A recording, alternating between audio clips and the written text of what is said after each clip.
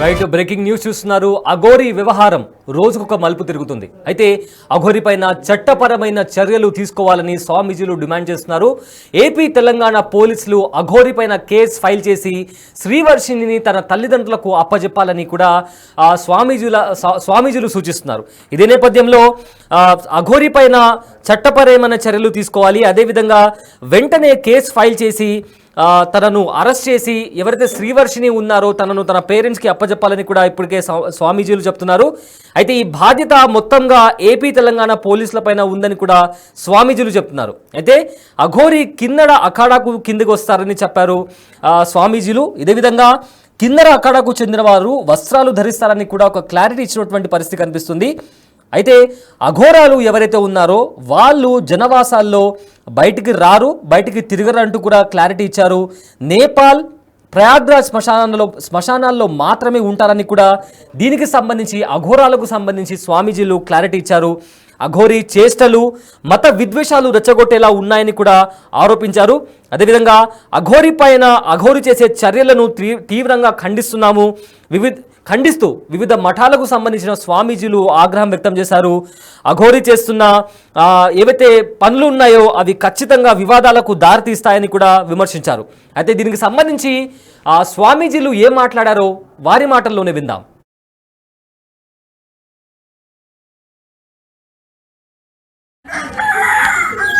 శ్రీ జగదీశ్వరానంద స్వామి కోరుట్ల శ్రీ జగదీశ్వరాశ్రమం స్వామివారు శ్రీ శ్రీ శ్రీ కృష్ణానందగిరి స్వాముల వారు కృష్ణానందాశ్రమం గోరికొత్తపల్లి. శ్రీ శ్రీ శ్రీ ప్రబోధానంద స్వామి గారు గీతాశ్రమ పీఠాధిపతి కొందనపల్లి. మా పేరు నాగసాధు కైవల్య దత్తానందగిరి స్వామి, నిజామాబాద్ జిల్లా. శ్రీ పంచాయత్ మహానిర్వాణి దచ్చేమడి దిగంబర నాగ సన్యాసి. ఈ రోజుల్లో అల్లూరి శ్రీనివాస్ అని ఏదో పేరుంది, అఘోరి అనేటువంటి పేరుతో తిరుగుతూ ఉన్నటువంటి దిగంబరుడుగా ఆయన అంగాన్ని హాస్పిటల్ ద్వారా తొలగించుకున్నటువంటి కిన్నర అంటారు వాళ్ళని. వాస్తవానికి ఈ క్రియ చేసుకున్నటువంటి కిన్నరకు సంబంధించినటువంటి వాళ్ళు. కిన్నర అఖాడ ఏదైతే ఉందో చాలా మంది చూస్తున్నాం మనం. కిన్నర అఖాడ వాళ్ళు కూడా కిన్నరలు ఈ అఖాడలలో ఉంటే చీర జాకెట్ కట్టుకొని వాళ్ళ సంప్రదాయాన్ని గౌరవ మర్యాదలతో ఆచరిస్తున్నటువంటి విధానము కిన్నర అఘోర అఖాడకు సంబంధించినటువంటి వాళ్ళు ఉన్నాయి ఉత్తర భారతంలో. రెండవది అఘోరాల విషయానికి వచ్చినట్లయితే అఘోరాలు సాధ్యమైనంత వరకు దిగంబరులుగా తిరగరు. వాళ్ళు అవసరం నిమిత్తం శ్మశానాలలో, అది ప్రయాగ, మరి నేపాల్లో ఉన్నటువంటి కాఠ్మండు, రెండవది ప్రయాగరాజ్లో ఉన్నటువంటి ఒక 50 కిలోమీటర్ దూరంలో శ్మశాన వాటికల్లో వాళ్ళు అఘోర సాధనలు చేసుకుంటూ నల్ల బట్టలు ధారణ చేస్తుంటారు. ఇక నాగసాధువుల విషయానికి వచ్చినట్లయితే వాళ్ళ ఆశ్రమాలలో దిగంబరులుగా కొందరు ఉంటే, కొందరు వస్త్రధారణ చేసి, కొందరు మొక్కాళ్ళ వరకు వస్త్రాన్ని కట్టి విభూతి ధారణ చేసి తిరుగుతూ ఉంటారు.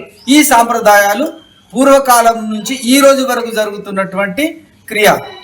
మరి ఇక్కడ మన శ్రీనివాస్ అనేటువంటి వ్యక్తి ఈ మధ్యకాలంలో చాలా గందరగోళాలను సృష్టిస్తూ, అల్లకొల్లాలను సృష్టిస్తూ, మత విద్వేషాలను రెచ్చగొట్టే విధానంగా ఈయన మత కొల్లాలకే కల్పించడానికి, మత కల్లోలాలను సృష్టించడానికి యావత్ తెలుగు రాష్ట్రంలో సంచారం చేస్తున్నటువంటి విషయం ఇది.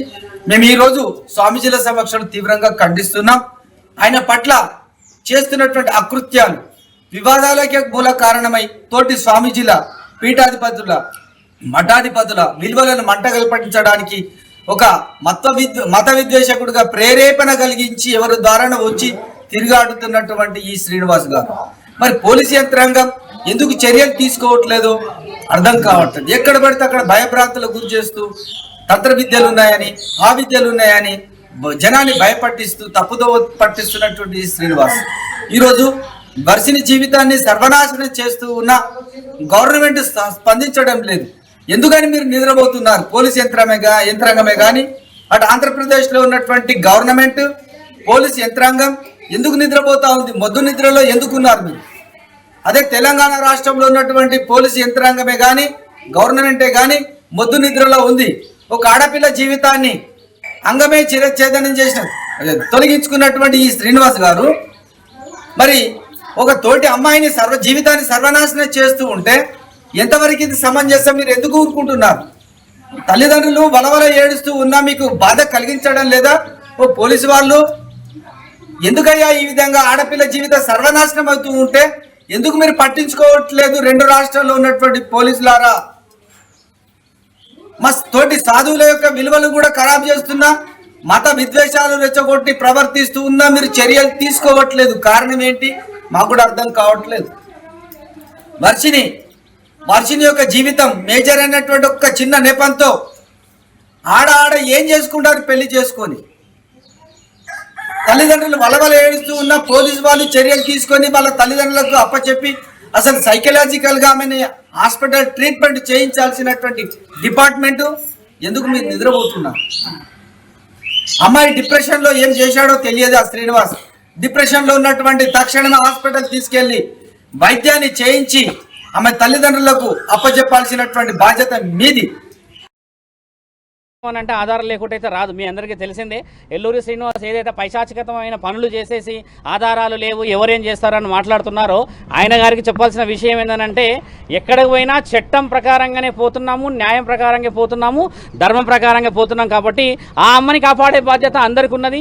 ఈరోజు ఇక్కడ మహిళా సంఘాల దగ్గరకు వచ్చాము. తర్వాత రేపు వేరే విషయాలలో కూడా మేము న్యాయపరంగానే వస్తాము. ఇప్పుడు వర్షిని వాళ్ళ పేరెంట్స్ వచ్చారు, వర్షిని వాళ్ళ నాన్నగారు వచ్చారు, వాళ్ళు మాట్లాడారు మాతోని, వాళ్ళ అన్నగారు వచ్చారు, ఇంకొకరు ఇప్పుడు మేడంతో కూడా వాళ్ళు మాట్లాడుతున్నారు. అక్కడ మంగళగిరికి వెళ్ళేసి కూడా ఉమెన్ కమిషన్కి కూడా మాట్లాడాల్సిన అవసరం ఉందని చెప్పారు వాళ్ళందరూ. కాబట్టి మీ అందరికీ కూడా తెలియజేయాల్సిన విషయం ఏంటంటే, శ్రీనివాస్ చేస్తున్నదంతా ముమ్మాటికి అవాస్తవము. ఇంకో విషయం నాకు నిన్న రాత్రి తెలిసిన విషయం ఏంటంటే, చాలా మందిని అయినా నన్ను ఎవరన్నా అడ్డుకుంటే చేస్తే మంత్రాలతోని లేకపోతే యంత్రాలతోని నేను అది చేసేస్తా చేతబడి చేసేస్తా అంటున్నాడంట. ఎల్లూరి శ్రీనివాస్కి నేను చెప్తున్నాను, మిగతా యావత్ భారతదేశంలో ఉన్న అఖండ ప్రజలకు చెప్తున్నాను, ఆయనకి ఏమీ రాదు. ఆ మంత్రాలు తంత్రాలు అని చెప్పేసి మిగతా అధికారులు ఎవరు భయపడుతున్నారంట. ఆయనకు అలా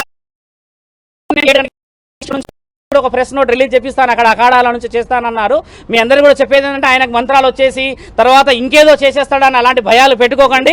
నేను శివరుద్ర సాధువుని, నేను ఒక సాధకుడిని, నాతో పాటు ఎందరో గురువులు, సాధువులు, పీఠాధిపతులు, మతాధిపతులు అందరూ మద్దతుగా ఉన్నారు. అందరూ బయటికి రావాలని లేదు. కాబట్టి ఏంటంటే, శ్రీనివాసు చెప్పే ఆ మంత్రాలకు చింతకాయలు రాలవు. ఆయన న్యాయపరంగా రావాలి. జెండర్ మార్చుకొని బ్రీస్ట్ ఇంప్లాంటేషన్ ప్రాస్టిట్యూషన్లో ఉన్నాడన్న విషయం కూడా నిన్న రాత్రి తెలిసింది. నిన్న వాళ్ళ ఇంటి నుంచి నాకు ఫోన్ వచ్చింది, ఆయనను వదిలిపెట్టమని చెప్పేసి. మా నాన్నగారు ఇలా పెళ్లి చేసుకుంటే ఏమవుతుందని చెప్పేసి ఊరు నుంచి ఫోన్ వచ్చింది. ఆయన గారు ఏదైనా కౌంటర్ ఇస్తే డైరెక్ట్గా హైదరాబాద్కు ఈరోజు మేము కమిషనర్ దగ్గర కాల్ చేసాము, ఇక్కడ వచ్చాము. ఈ విధంగా ముందుకు రావాలి, ఈ విధంగా మాట్లాడితేనే ధర్మం ఉంటుంది. కానీ ఎక్కడో వెళ్ళి నువ్వు పెళ్లి చేసేసుకొని ఇంకా నా పెళ్లి అయిపోయింది, పొద్దున నేను తాళి కట్టలేడు అంటే రాత్రి వెళ్ళి తాళి కట్టిండు. అలాంటి పెళ్లి చుట్టుపక్కల చూడండి. ఆయన గారు ఏదో పెద్ద చేసేస్తాడనంటే అడవిలోకి వెళ్ళేసి అనామకులైన మనుషుల మధ్యలో చేరేసి ఒక పెళ్లి వీడియో పెట్టిండు. పురుషాంగం లేని నీకు పెళ్లి అవుతుంది, ఆ పెళ్లికి విలువ లేదని తెలుసు. శాసన గ్రంథాల్లో లీగల్గా కూడా ఉంది. ఒక పురుషుడి యొక్క అంగానికి విలువ లేకపోతే చట్టపరంగా ఎలాంటి మర్యాదలు ఉంటాయో తెలుస్తుంది. నీకు అంగం లేదు అలా అని చెప్పేసి యోని లేదు, నువ్వు నిర్ణయించుకున్నావు. కాబట్టి ఆ అమ్మాయి వర్షిని జీవితాన్ని సర్వనాశనం పట్టిస్తున్నావు. ఇకనైనా నువ్వు మేల్కోకపోతే నీకు రావాల్సిన రోజుల్లో కావాల్సిన మర్యాదలు చట్టపరంగా అవుతాయి. ఒక స్త్రీ ఈరోజు బయటకు వచ్చింది, గుర్తుపెట్టుకో, నీ పతనం మొదలైంది. శ్రీనివాస్, నువ్వు ఎక్కడో ఉండేసి గాలిలో పెడుతున్నావు కదా మేడలు, నేను ఆశ్రమం కట్టుకుంటున్నా, నేను అది చేస్తున్నా అంటున్నావు కదా. శివరుద్ర సాధువు నేను మాటిస్తున్నా, ఆశ్రమం నువ్వు ఎలా కడతావో నేను చూస్తా. ధర్మం అనేది ఇంకా బతికి ఉన్నది కదా. సాధు సంతులందరినీ ఏకం చేసి నీ పతనం పట్టకపోతే నా పేరు శివరుద్ర సాధువు కాదు. అఘోరా తత్వం వేసుకొని, జుట్టు వేసుకొని, రుద్రాక్షలు వేసుకొని, చితాభస్మం వేసుకొని నా తండ్రి పేరును అపవాద చేస్తే ఊరుకునే ప్రసక్తే లేదు. నీ రుద్రాక్షలు నేను దింపకపోతే నా పేరు శివరుద్ర సాధువు అనేది మార్చుకుంటా. ఆ అమ్మాయి ఈరోజు బయటకు వచ్చింది, కేవలం ఒక భక్తుని, ఒక ధర్మాన్ని మీరందరూ ఉంటారని చెప్పేసి కదా.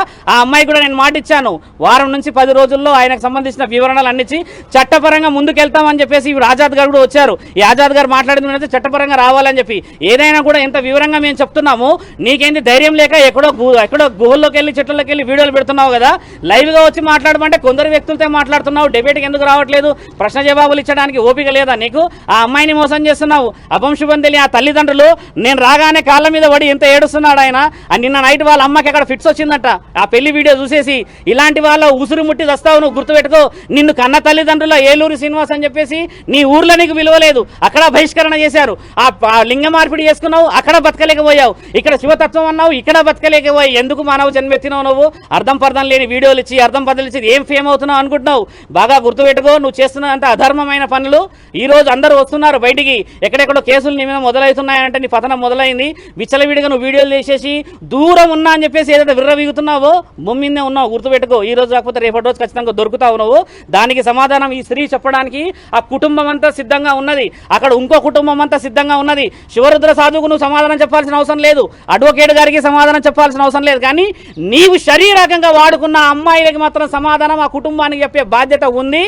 నేను కూడా నిన్ను ఆ సాధు లక్షణం నుంచి కిందికి దింపకపోతే ఈ వారం 10 రోజులలో ఎక్కడికైతే అక్కడికి నేను సిద్ధమే. నీలాగా మాటలు వదిలేయడం నాకు రాదు. ముందుకు వచ్చిన తర్వాత ఏం మాట్లాడాలో, ఎలా నిర్ణయాలు తీసుకోవాలో నాకు తెలుసు. చట్టపరంగా పోతాను కాబట్టి నేను సాధువునయ్యాను. నువ్వు అఘోరి అని పేరు పెట్టుకుంటున్నావు కదా, అసలైన అఘోరాలు వస్తున్నారు. వచ్చినప్పుడు వాళ్ళ చేతుల్లో నీకు గుండు గీపియకపోతే, నేను చెప్తున్నా కదా, ఈ సనాతన ధర్మాన్ని గెలిపియకపోతే నేను నా తండ్రి పరమశివుడి మీద ఆనేసి చెప్తున్నా, నీ పతనం మొదలైంది శ్రీనివాస్. ఆ అమ్మతో కూడా మీరందరూ మీడియా వాళ్ళు లీగల్గా మాట్లాడండి, లీగల్గా చేయండి. ఆ అమ్మాయిని కాపాడే బాధ్యత అందరి మీద ఉన్నది. శ్రీ జగదీశ్వరానంద స్వామి కోరుట్ల శ్రీ జగదీశ్వరాశ్రమం. స్వామివారు శ్రీ శ్రీ శ్రీ కృష్ణానందగిరి స్వాముల వారు, కృష్ణానందాశ్రమం, గోరికొత్తపల్లి. శ్రీ శ్రీ శ్రీ ప్రబోధానంద స్వామి గారు, గీతాశ్రమ పీఠాధిపతి, కొందనపల్లి. మా పేరు నాగసాధు కైవల్య దత్తానందగిరి స్వామి, నిజామాబాద్ జిల్లా. శ్రీ పంచాయత్ మహానిర్వాణి దచ్చేమడి దిగంబర నాగ సన్యాసి. ఈ రోజుల్లో అల్లూరి శ్రీనివాస్ అని ఏదో పేరుంది, అఘోరి అనేటువంటి పేరుతో తిరుగుతూ ఉన్నటువంటి దిగంబరుడుగా ఆయన అంగాన్ని హాస్పిటల్ ద్వారా తొలగించుకున్నటువంటి కిన్నెర అంటారు వాళ్ళని. వాస్తవానికి ఈ క్రియ చేసుకున్నటువంటి కిన్నెరకు సంబంధించినటువంటి వాళ్ళు. కిన్నెర అఖాడ ఏదైతే ఉందో చాలా మంది చూస్తున్నాం మనం. కిన్నెర అఖాడ వాళ్ళు కూడా కిన్నెరలు ఈ అఖాడలలో ఉంటే చీర జాకెట్ కట్టుకొని వాళ్ళ సంప్రదాయాన్ని గౌరవ మర్యాదలతో ఆచరిస్తున్నటువంటి విధానము కిన్నెర అఘోర అఖాడకు సంబంధించినటువంటి వాళ్ళు ఉన్నాయి ఉత్తర భారతంలో. రెండవది అఘోరాల విషయానికి వచ్చినట్లయితే, అఘోరాలు సాధ్యమైనంత వరకు దిగంబరులుగా తిరగరు. వాళ్ళు అవసరం నిమిత్త శ్మశానాలలో, అది ప్రయాగ, మరి నేపాల్లో ఉన్నటువంటి కాఠ్మండు, రెండవది ప్రయాగరాజ్లో ఉన్నటువంటి ఒక 50 కిలోమీటర్ దూరంలో శ్మశాన వాటికల్లో వాళ్ళు అఘోర సాధనలు చేసుకుంటూ నల్ల బట్టలు ధారణ చేస్తుంటారు. ఇక నాగసాధువుల విషయానికి వచ్చినట్లయితే వాళ్ళ ఆశ్రమాలలో దిగంబరులుగా కొందరు ఉంటే, కొందరు వస్త్రధారణ చేసి, కొందరు మొక్కాళ్ళ వరకు వస్త్రాన్ని కట్టి విభూతి ధారణ చేసి తిరుగుతూ ఉంటారు. ఈ సాంప్రదాయాలు పూర్వకాలం నుంచి ఈ రోజు వరకు జరుగుతున్నటువంటి క్రియ. మరి ఇక్కడ మన శ్రీనివాస్ అనేటువంటి వ్యక్తి ఈ మధ్యకాలంలో చాలా గందరగోళాలను సృష్టిస్తూ, అల్లకొల్లాలను సృష్టిస్తూ, మత విద్వేషాలను రెచ్చగొట్టే విధానంగా ఈయన మత కొల్లాలకే కల్పించడానికి, మత కల్లోలాలను సృష్టించడానికి యావత్ తెలుగు రాష్ట్రంలో సంచారం చేస్తున్నటువంటి విషయం ఇది. మేము ఈరోజు స్వామీజీల సమక్షంలో తీవ్రంగా ఖండిస్తున్నాం. ఆయన పట్ల చేస్తున్నటువంటి అకృత్యాలు వివాదాలకే మూల కారణమై తోటి స్వామీజీల, పీఠాధిపతుల, మఠాధిపతుల విలువలను మంటగల్పటించడానికి ఒక మత విద్వేషకుడిగా ప్రేరేపణ కలిగించి ఎవరి ద్వారా వచ్చి తిరిగాడుతున్నటువంటి ఈ శ్రీనివాస్ గారు, మరి పోలీసు యంత్రాంగం ఎందుకు చర్యలు తీసుకోవట్లేదో అర్థం కావట్లేదు. ఎక్కడ పడితే అక్కడ భయభ్రాంతులకు గురి చేస్తూ తంత్ర విద్యలు ఉన్నాయని, ఆ విద్యలు ఉన్నాయని జనాన్ని భయపట్టిస్తూ తప్పుదో పట్టిస్తున్నటువంటి ఈ శ్రీనివాస్ ఈరోజు వర్షిని జీవితాన్ని సర్వనాశనం చేస్తూ ఉన్న గవర్నమెంట్ స్పందించడం లేదు. ఎందుకని మీరు నిద్రపోతున్నారు? పోలీస్ యంత్రాంగమే కానీ, అటు ఆంధ్రప్రదేశ్లో ఉన్నటువంటి గవర్నమెంట్, పోలీస్ యంత్రాంగం ఎందుకు నిద్రపోతా ఉంది? మొద్దు నిద్రలో ఎందుకున్నారు మీరు? అదే తెలంగాణ రాష్ట్రంలో ఉన్నటువంటి పోలీసు యంత్రాంగమే కానీ, గవర్నమెంటే కానీ మొద్దు నిద్రలో ఉంది. ఒక ఆడపిల్ల జీవితాన్ని అంగమే చిరచ్ఛేదనం చేసిన తొలగించుకున్నటువంటి ఈ శ్రీనివాస్ గారు మరి ఒక తోటి అమ్మాయిని జీవితాన్ని సర్వనాశనం చేస్తూ ఉంటే ఎంతవరకు ఇది సమంజసం? మీరు ఎందుకు ఊరుకుంటున్నారు? తల్లిదండ్రులు వలవల ఏడుస్తూ ఉన్నా మీకు బాధ కలిగించడం లేదా? ఓ పోలీసు వాళ్ళు ఎందుకయ్యా ఈ విధంగా ఆడపిల్ల జీవితం సర్వనాశనం అవుతూ ఉంటే ఎందుకు మీరు పట్టించుకోవట్లేదు? 2 రాష్ట్రాల్లో ఉన్నటువంటి పోలీసులారా, మా తోటి సాధువుల యొక్క విలువలు కూడా ఖరాబ్ చేస్తున్నా, మత విద్వేషాలు రెచ్చగొట్టి ప్రవర్తిస్తూ ఉన్నా మీరు చర్యలు తీసుకోవట్లేదు. కారణం ఏంటి? మాకు కూడా అర్థం కావట్లేదు. వర్షిని యొక్క జీవితం మేజర్ అయినటువంటి ఒక చిన్న నెపంతో ఆడ ఏం చేసుకుంటారు? పెళ్లి చేసుకొని తల్లిదండ్రులు వలవల ఏడుస్తూ ఉన్న పోలీసు వాళ్ళు చర్యలు తీసుకొని వాళ్ళ తల్లిదండ్రులకు అప్పచెప్పి అసలు సైకలాజికల్గా ఆమెని హాస్పిటల్ ట్రీట్మెంట్ చేయించాల్సినటువంటి డిపార్ట్మెంటు ఎందుకు మీరు నిద్రపోతున్నారు?